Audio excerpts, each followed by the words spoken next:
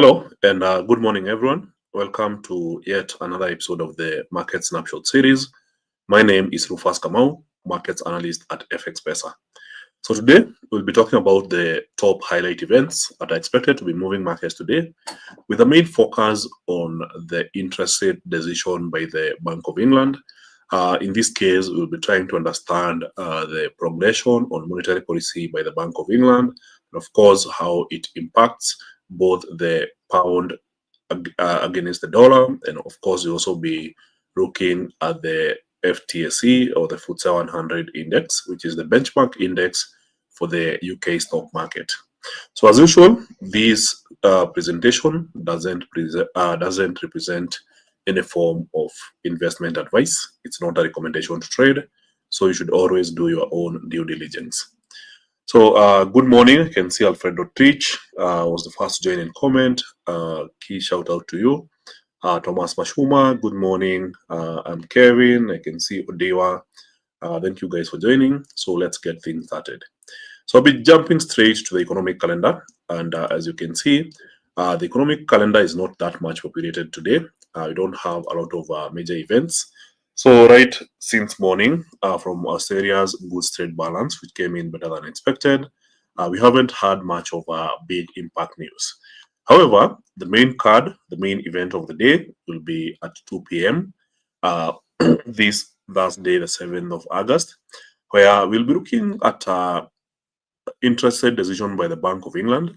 So the Monetary Policy Committee in the UK consists of 9 members. So in the previous reading, we had a vote of 630.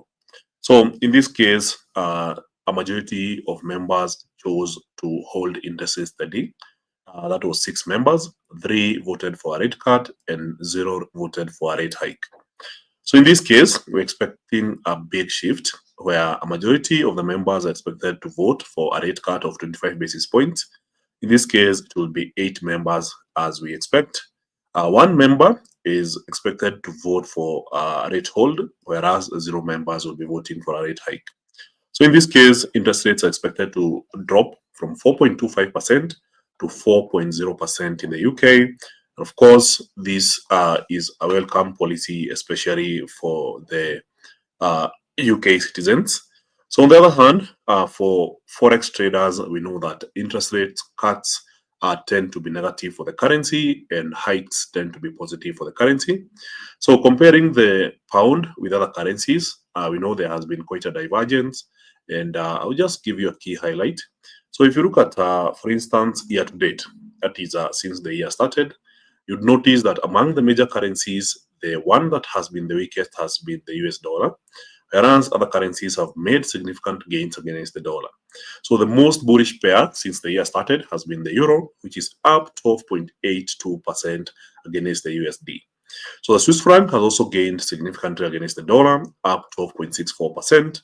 The yen up 7%, the pound 6.86%, New Zealand dollar 6.5%, Australian dollar 5.54%, and Canadian dollar 4.74%. So on the other hand, if you also consider Bitcoin, you notice that year to date, it's up 23.06% against the dollar, and over the last 1 year, it's up 102% against the US dollar. So noticing this, you'll know that with the dollar being pretty weak, other currencies have significantly gained, and now going for a rate cut, we should be expecting to see at least some form of weakness in the pound, but in this case, it will be wiser to trade it against a much stronger pair. So the strongest pair since the year started has been the euro. So euro pound might be a very interesting pair. So on the day, that is today, since the day started, the strongest currency as of this morning has been the New Zealand dollar, which is up 0.56% against the USD. The Australian dollar is also significantly strong, up 0.46% against the USD. So trading either of these currencies against the pound might be very interesting. That is pound New Zealand and pound Audi pairs. So looking at other news in the markets as of this morning, I'll start with the oil price. So oil prices rise after Trump targets India's imports. So we know that on Monday and Tuesday, we had oil making a very strong rally, about 2.78%. But then yesterday we had a significant rise. So Monday, Tuesday, oil was dropping, sorry. And then yesterday we had a significant rise. And then today we are seeing even more uptick. For instance, the WTI crude oil, which is what we call US oil on the MetaTrader 5 trading application. That's West Texas Intermediate, representative of US crude oil benchmark price. For Brent oil, it's up 0.66%. Moban crude is up 0.66%. And of course, natural gas is up 0.78%. So clearly a pretty green day for energy commodities. So one of the breaking news as of this morning, Trump hits at additional tariffs on China over Russian oil imports. So the big argument that Trump has been having is that countries that have been buying oil from Russia have been basically helping fund the Russia-Ukraine war. So he's looking to implement significant tariffs on any countries that are buying oil from Russia. So we know that last week, on the 1st of August, is when Trump implemented tariffs across a broad number of countries, with India getting slapped with 25% tariffs. So on top of that, Trump went ahead and mentioned that India has been a major buyer of Russian crude oil. Then as a result, he decided to implement additional tariffs on India yesterday, which led to the strong rally in oil prices. So trying to find it. So Trump targets global chip makers with 100% tariff threat. We'll cover that later. Oil price inch higher as Trump's trade threats counter oversupply fears. So in this case, oil prices were moving higher again on Wednesday morning, recovering from oversupply fears that had driven them to 5-month lows. The most recent rebound was driven by Trump's escalating trade offensive against India over its continued imports of Russian crude. At the time of writing, Brent crude futures had risen to $68.1 per barrel, and WTI had climbed to $65.59 per barrel. So this modest rebound highlights the uncertainty of markets over whether Trump will follow through with his threats of further tariffs and if those tariffs would have a tangible impact on oil markets. In his latest salvo, Trump threatened to impose additional tariffs on Indian goods within 24 hours, targeting New Delhi's energy ties with Moscow, which he claims are helping fund the war in Ukraine. So India, which imports roughly 80% of its crude requirements, had rejected the criticism as unjustified and signaled no imminent change in its energy strategy. We will protect our economic interests, an Indian official stated, underscoring the New Delhi's commitment to diversification and affordability in its energy mix. This latest standoff adds to the growing uncertainty around global energy flows in commodity strategies, one that while the market might cope with a potential reduction in Indian purchases of Russian crude, the bigger risk is if other buyers also start to shun Russian oil. China, the other major buyer of Russian's crude, could also face tariffs from the United States. So that has been the major news impacting oil prices. Of course, we know that over the weekend, we heard the OPEC announcing that they are looking to expand oil supply in September by over 500,000 barrels per day. So in this case, the increase in supply was pretty bearish for oil before Trump's announcement and threats of sanctions and tariffs against India and China, which led to a very strong bounce in oil as per yesterday. So we'll be looking at the market reaction later in the presentation. Of course, we have this other update. So Trump targets global chip makers with 100% tariff threat. And this is a key market mover as of today. So President Trump declared on Wednesday that the US will impose 100% tariff on imported semiconductor chips unless the companies have formally committed to building or expanding manufacturing within the US. So this threat alone has driven semiconductor chips to new highs, with a key highlight being one semiconductor company in the US called Broadcom. It's listed on the NASDAQ, and the symbol AVGO or AVGO.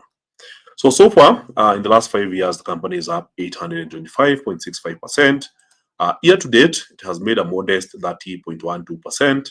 And of course, in the last 1 day, it was up 2.98%. And we should be expecting more or stronger price action as of today, following the announcement by Trump yesterday. So Broadcom Q2 performance was boosted by strong earnings and AI data center demand. Of course, we expect more performance. Compared to NVIDIA, which was up 0.65%, Broadcom was doing pretty well, almost 3%. And of course, Mizuho Financial was up 1.67%. So I'm trying to see a key highlight here. So Broadcom's strong performance is not limited to its AI infrastructure and ASIC businesses. ASIC short for the Bitcoin mining machines. The company's Ethernet-based products, such as Tomahawk switches and Jericho routers, are the backbone of modern AI data centers. Tomahawk 6 switch, launched in Q2, delivers 102.4 terabits per second of capacity, a significant leap in performance. This product has already generated strong early demand from hyperscalers as well as cloud providers. So it's a very it's one of the companies I would say is of very high interest. So if you're looking to create a stock market watch list where you do further investigation and then later on decide whether to buy, sell, or even leave the stock alone, this would be premium for your stock watch list. So other than that, still on the Bank of England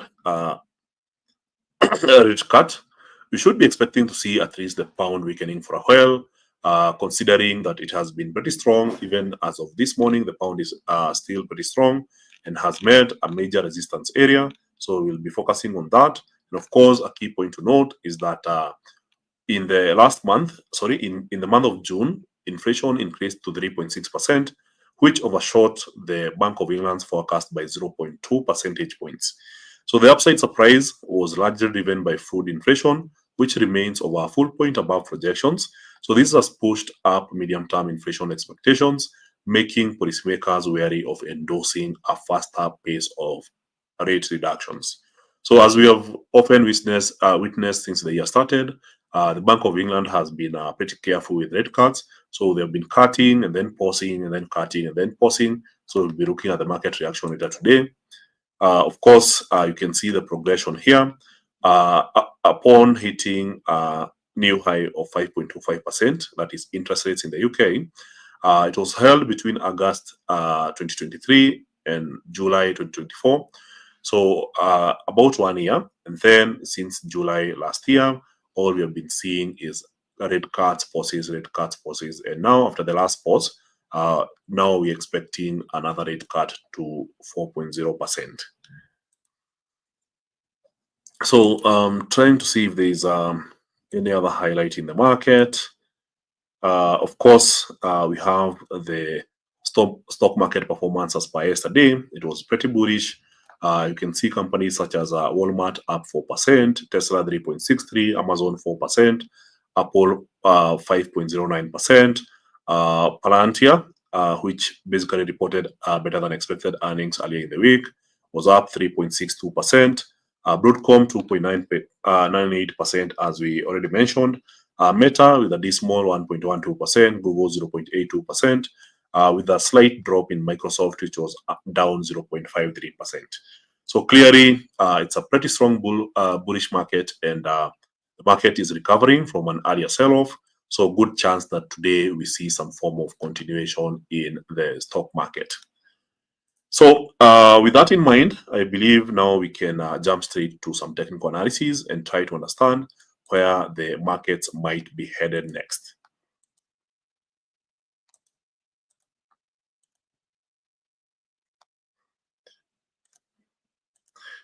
So as always, remember, whenever you have any questions relevant to the presentation, feel free to type them in the comment section and I will be responding on the go. You can see Odiwa Opar, thank you and good morning. He's also saying good morning to you all who are attending this session. You can respond on the comment section. Daniel Kingori, good morning. Rosalind Wanziro, good morning. Johnston Muyelele, believe this is a trader attending from Kampala. Thank you for joining and good morning. You can see Apollo is in the house with a good question here. So hello, Rufus.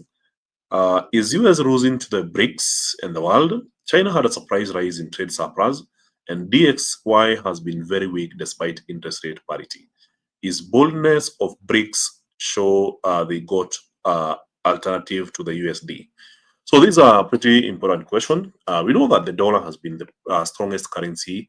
It's the world reserve currency. So as per the short-term performance, that is since the year started or since Trump got inaugurated, all we have been seeing is sell America trade. So the sell America trade has mostly been out of investors avoiding the dollar and US bonds. But then for equities, they have been performing pretty well. So despite the tariff threats, all we have been seeing is a very strong performance in the US stock market.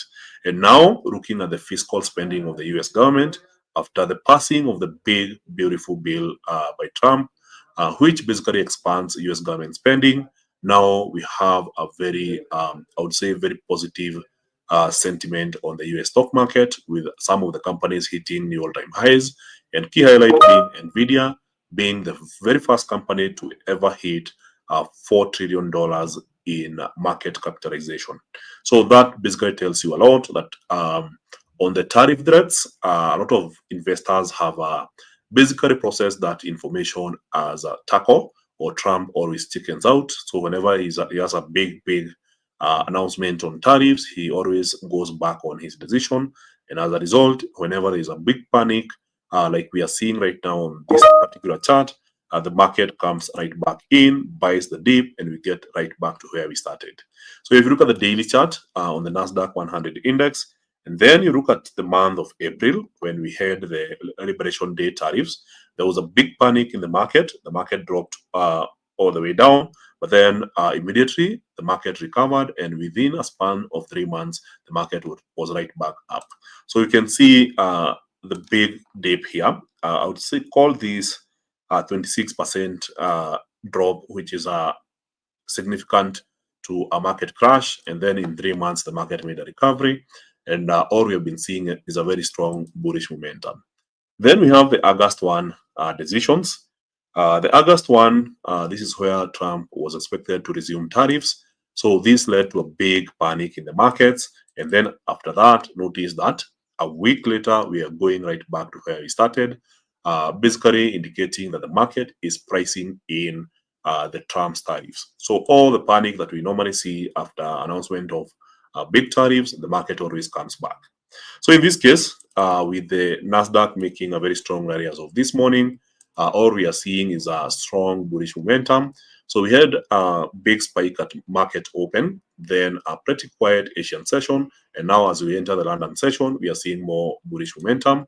Of course, for targets, here we should be looking at a previous high that we saw on the 29th of July at $23,514 per share. So this should be our new target for the Nasdaq for the day, considering the increased momentum. So for the US30 or the Dow Jones, here we are looking at a weekly high. So yesterday we formed a new high, which was higher than the high on Tuesday and higher than the high on Monday. And as we continue on this recovery path, you can see the Dow Jones is currently retesting this particular resistance with a good chance of the market breaching this area and moving even higher. And of course, the next key level target should be somewhere around the beginning of this strong bearish momentum. Of course, that's 44,512 price action level. So for the SP500, we are also getting closer and closer to a new all-time high with a very strong bullish momentum. So on the H1 chart, we are seeing very strong bullish momentum. So for short-term targets, we should be looking at 6,397 and potential extension to the prior high, which was at 6,422. So looking at other equity indices, we have the UK 100 or FTSE 100. clearly struggling strongly to form a new all-time high. So notice how the April to Liberation Day tariffs caused a panic and an immediate recovery, where in 2 months we were right back to where we had started. And now we have seen even more progression higher.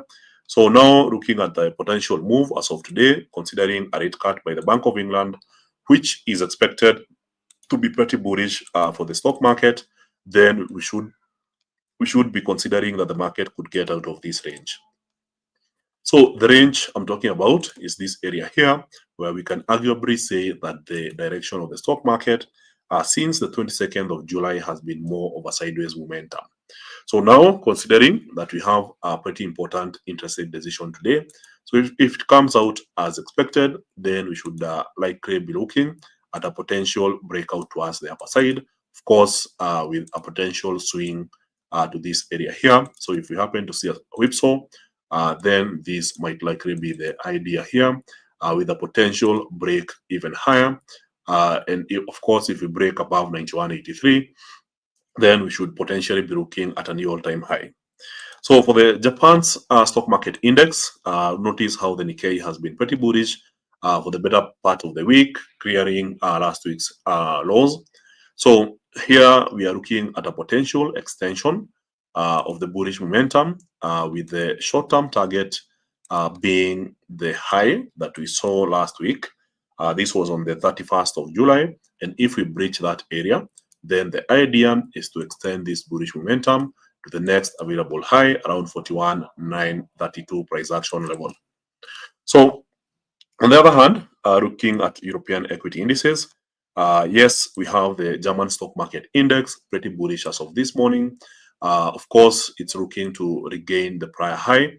So after the big sell-off that we saw last week, this week has been more of a recovery. So of course, we had this key level support that was broken earlier last week, and then the market recovered, and now we are right back to the prior swing. Of course, in this case, we are looking at the market getting right back to the previous high at 24,514, which was an idea we traded here from this bottom, though we didn't quite get to the target. The market reversed before getting to the target, but now we are right back in play.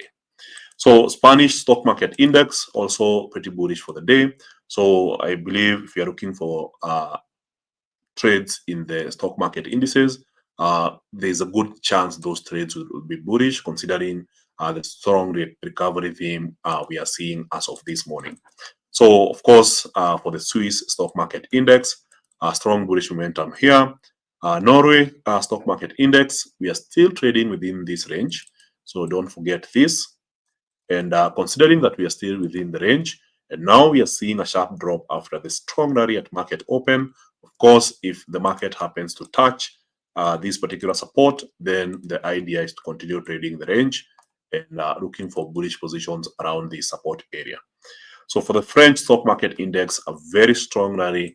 Of course, we'll be looking to retest this particular low. We are very close to 77.27.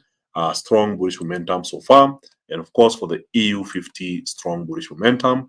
Long term towards the end of the week and perhaps even into next week, we should be looking at the market recovering and getting to the previous resistance at 5,404.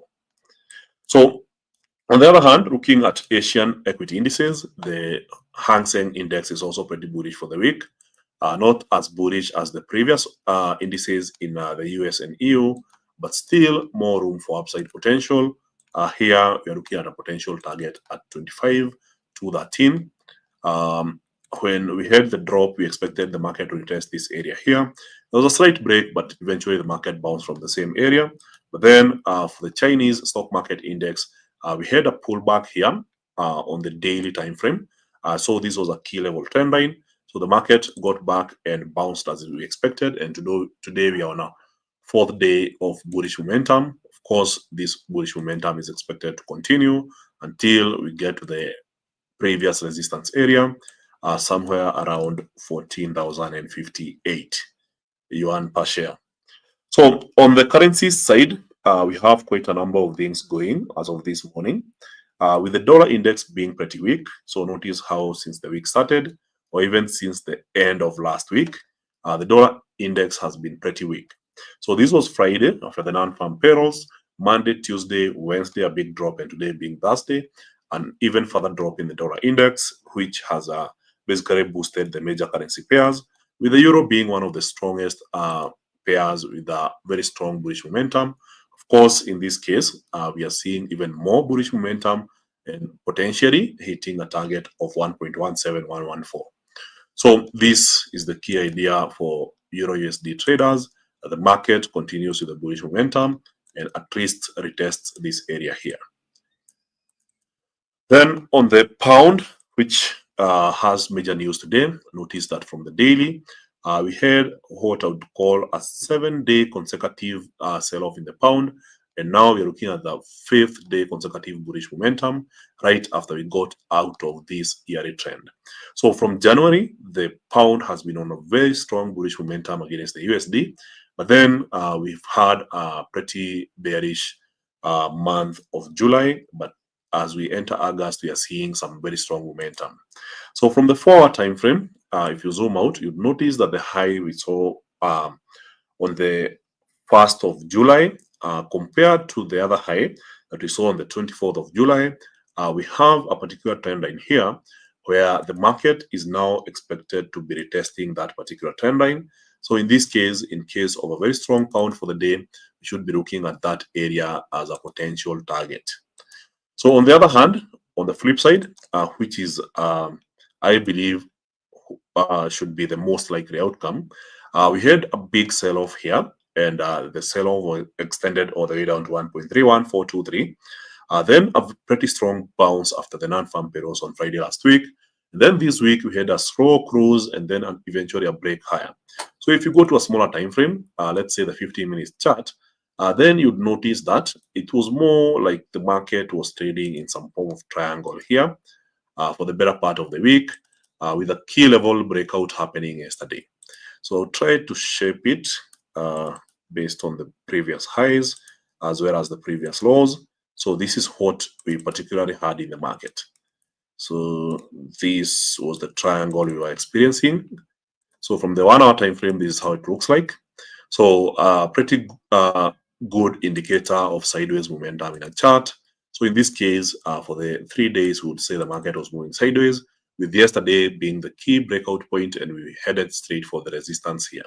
So now we are at a neutral point, focal point, where in this case, after the interest rate decision from the Bank of England, we should be looking at a potential rally or even a potential drop.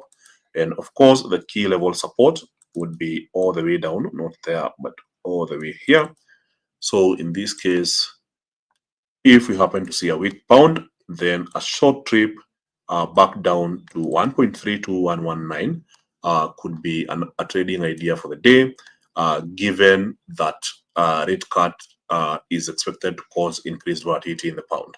On the other hand, if we see an opposite reaction, remember we had this big sell-off as of last week.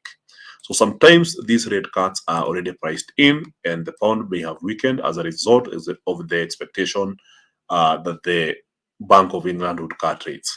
So if this be the case, then the market could be trading right back up. And of course, as we have already mentioned, then the target would be, in this case, likely be a bullish momentum reaction, looking to target 1.34397 price action level.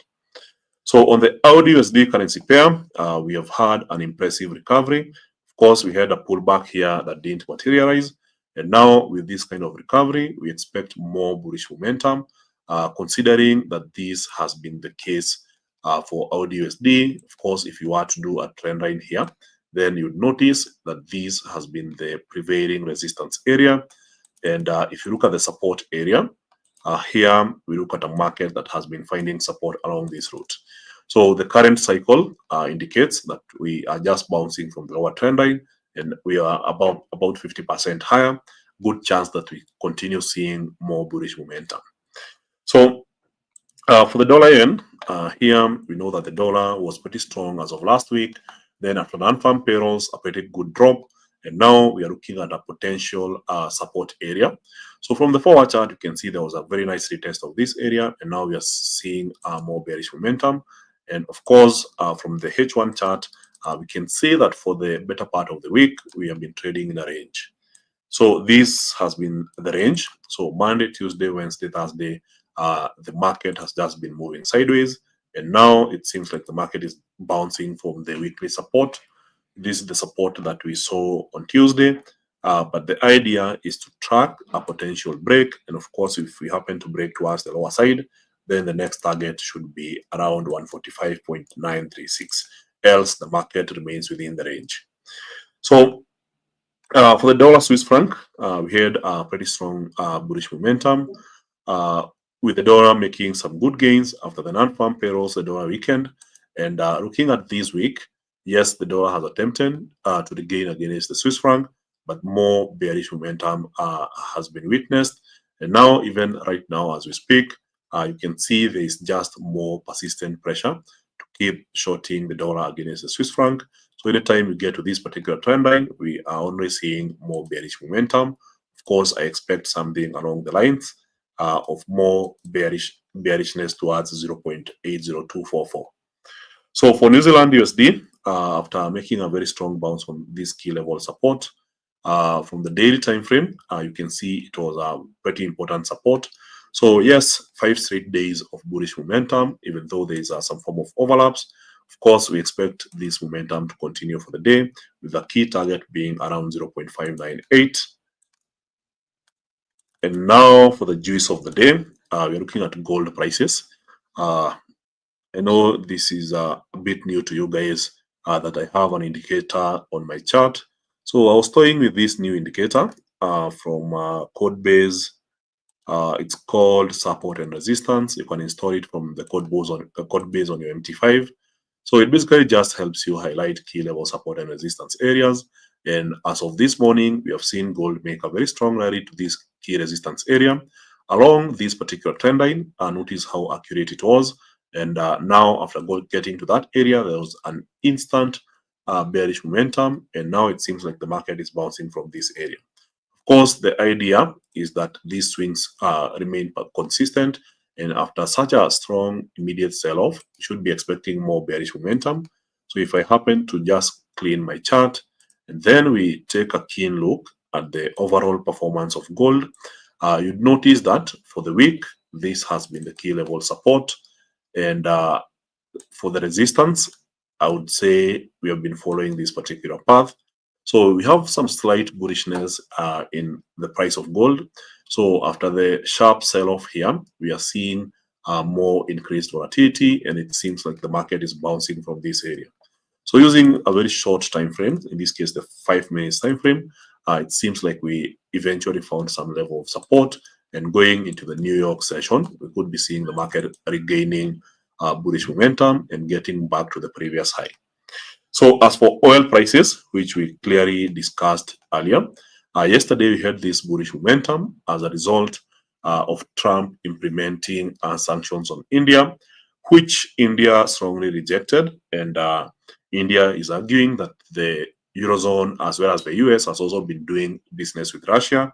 So it doesn't make sense why Trump would increase tariffs on India because of trade with Russia, while they themselves are also doing the same.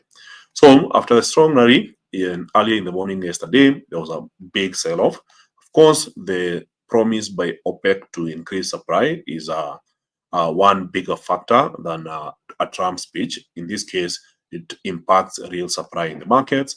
And of course, with the market reacting to that, since last week, we have been seeing more of bearishness in oil prices. So from this high, we've had a drop of 9.27%. From $72 to $66 per barrel. And of course, after the strong bounce yesterday, there was more sell-off. And after the bounce this morning, we are potentially looking at even more sell-off, in this case, with key level targets being yesterday's low. So yesterday's low is around $66.092 per barrel. Of course, I expect more of bearish momentum, with the market looking to retest the previous low. So I believe that's it for the day. Of course, we have Bitcoin. Yes, after the 3-week sideways momentum, we had a breakout to a key level support around 112,000 per Bitcoin. But then, since we got to that price action area, all we have been seeing is more of consolidation. So it seems like Bitcoin is setting up for some other form of breakout. In this case, if you observe the sequence of highs versus the sequence of lows here, the highs are getting lower and the lows are getting higher, which basically implies that this particular market is basically trading sideways. So the potential for a breakout would, of course, initiate a very nice trade to the upside. Also, if it happens to be breaking towards the lower side, then we should be looking at key level support around 112,000 price per Bitcoin. So that's it for the day. Thank you very much, everyone. I believe we have covered the Nasdaq, which was the very first asset we covered at the beginning of the session. Very good question on microchips from Daisy. Microchips, we already mentioned today, a key particular asset of interest is Broadcom. So just trying to get back here. So Broadcom has been a pretty good performer, up 30% year to date. So there are other companies that are involved in the microchip business. So I'll be more interested with a company called Applied Materials. It hasn't performed particularly well since the year started, but still have good chance of bouncing from the current levels. But Broadcom is of particular interest because of its most recent performance. So since the year started, you notice that the stock is up 30%. But the most interesting thing is that since April 2, when Trump announced a Liberation Day tariffs, leading to a big drop in prices, the low that we saw was $146.29 per share.